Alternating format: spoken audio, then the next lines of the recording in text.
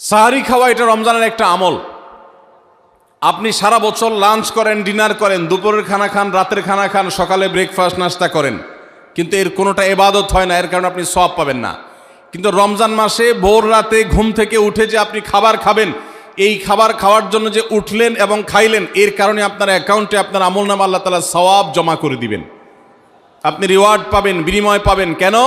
কারণ নবী করিম সাল্লাল্লাহু আলাইহি সাল্লাম বলেছেন, তাসাহহারু ফাইন্না ফিস সাহুরি বারাকাহ।